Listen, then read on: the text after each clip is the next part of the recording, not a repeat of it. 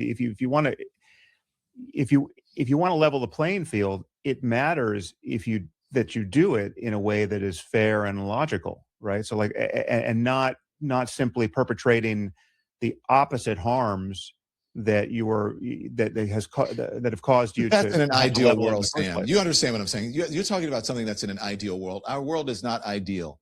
And No, Don, no one understood what you were saying. It was an incoherent question that Sam just figured out. But you like racism towards one group doesn't get evened out if you're just racist then towards another group. That's just not how it fucking works. It never should work that way. You know, you don't stop people from being racist by then just going and being racist to other people. Anyways, let's go. And the reason that we got to this moment is because of the playing of white identity politics. MAGA is the biggest identity political movement, I think, in history. And they like to call out others by saying this is identity politics, that you're playing identity politics, when they are the ones. Every accusation is a confession. MAGA, look at what's happening right now. Even what you're complaining about, the situation that we're in, that's because of identity politics. It's because of white identity politics. Yeah, no, I mean, it's awful. I mean, but I don't believe that a white identity politics necessarily those politics were spurred from, something that happened between 2019 and 20, whatever you want to call it. I think that happened over the history of the country. I can just tell you arc of history. The two extremes amplify each other, right? I mean, so the far left and the far right are gifts to one another, right? I mean, they radicalize 100%. 100%. And what we need is a yeah, that's what I'm saying.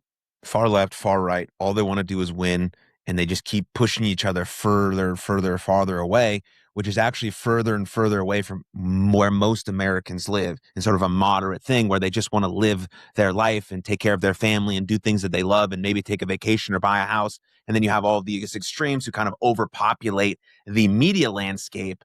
And so if you just sort of watch the media or try to get news or try to get information, you're going to think that every single person on the right is this way or every single person on the left is this way, when really that's not true. Those people just get the most attention because they say the most outrageous fucking garbage.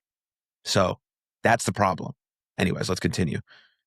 A vast center to our politics where people are sane and logical and fair and intellectually honest. And so, yeah, I think a lot of the stuff around. I think a better way of putting it is where is the, so you have this urgency within the last 5 or 6 years. Where was that urgency over the last centuries, decades, centuries?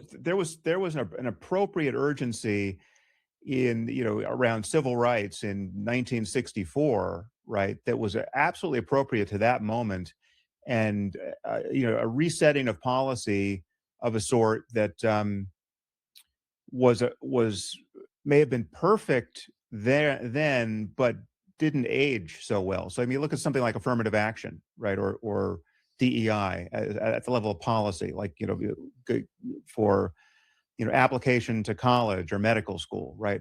What was appropriate in the 60s and 70s and 80s, right, might not have been appropriate 5 years ago.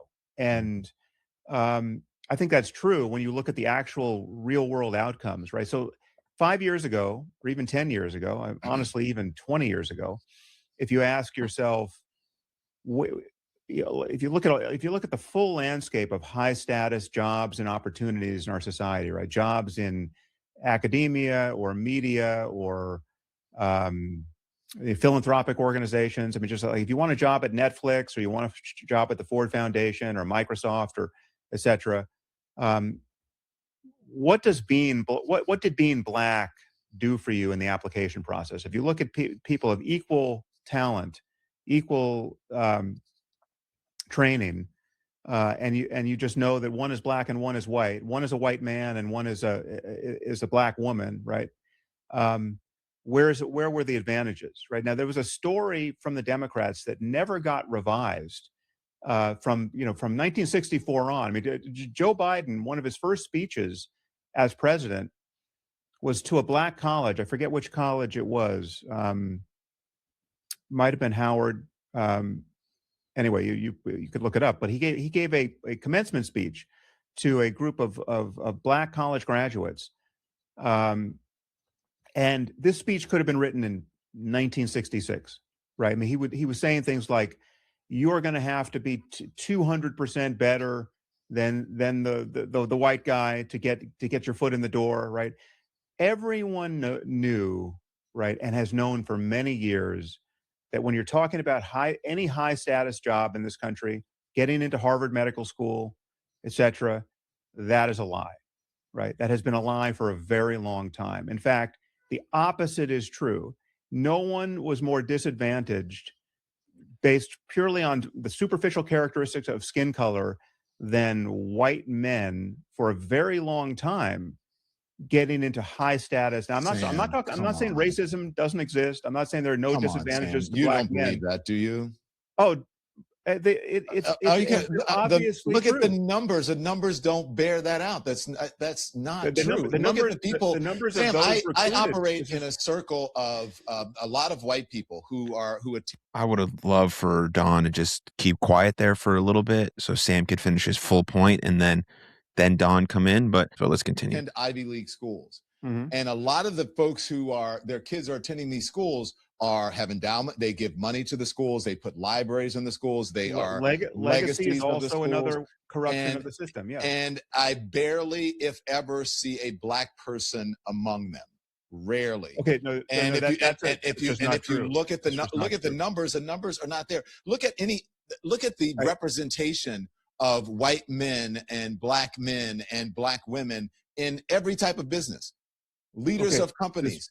CEO. in We have to be CEO job. systematic. We have to be systematic, and we talk in how we talk about this, Don, because the facts are there for anyone to find in terms of. I mean, just if you're going to ask yourself, like internships at the New York Times, like who has gotten those internships, right? The first rung on the ladder in recent years.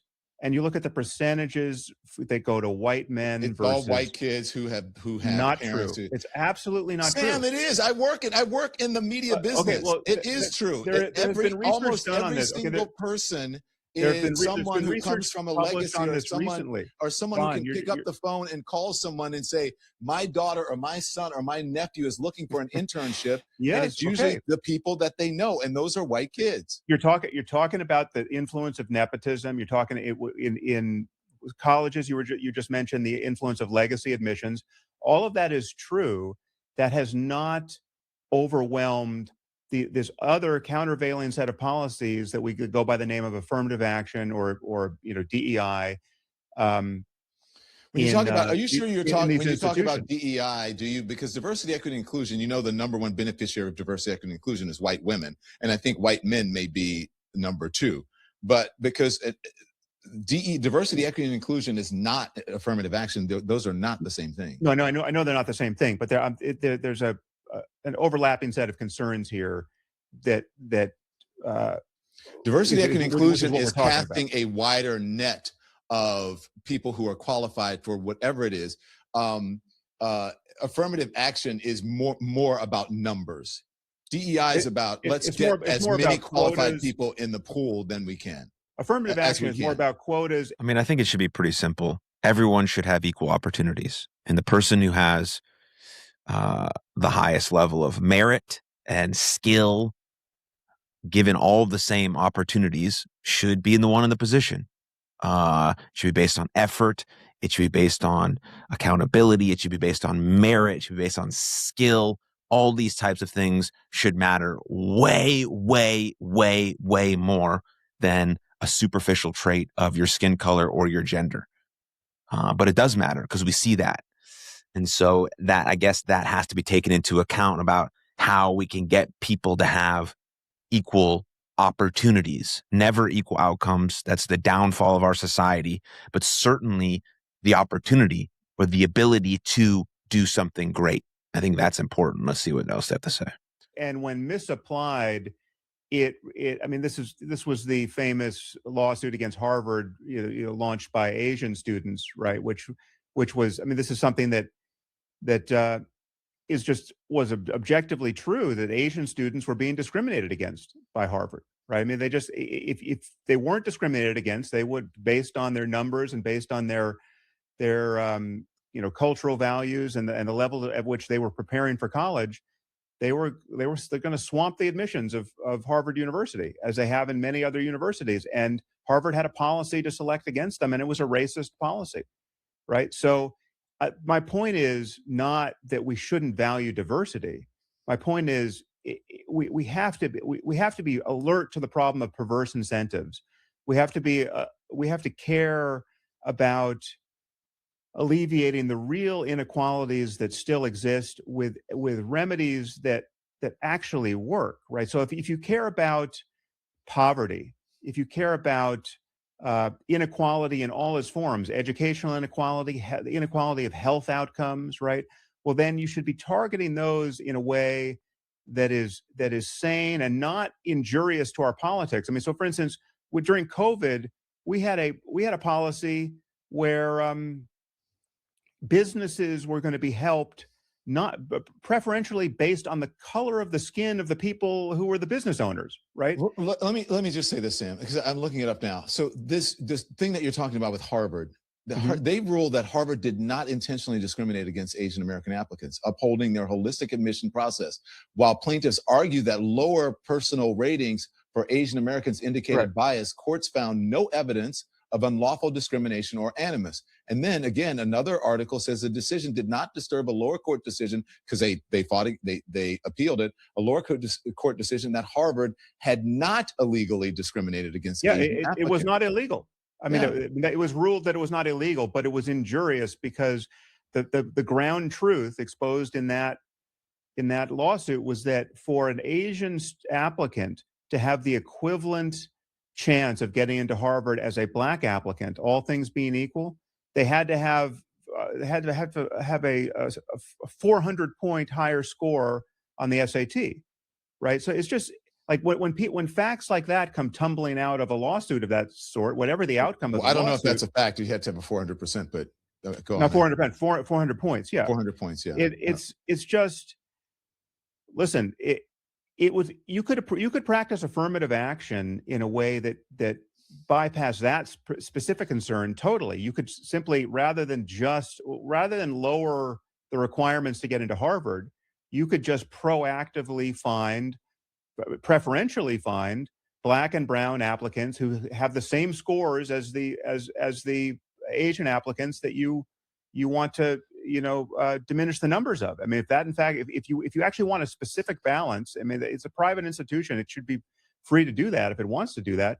But it should be free to discriminate. Is that what you're saying? Well, I mean, it's unavoidable if you're trying to create a mix. If you have a notion of diversity, and it should represent. If you're saying that, I mean, this was clearly not their policy, but let's say their policy was, we want our student body to mirror the general population. And the general population in the United States has, 58% white people and, 14% black people, and et cetera. So we're going to get our 14% black students in the freshman class. How do we do that?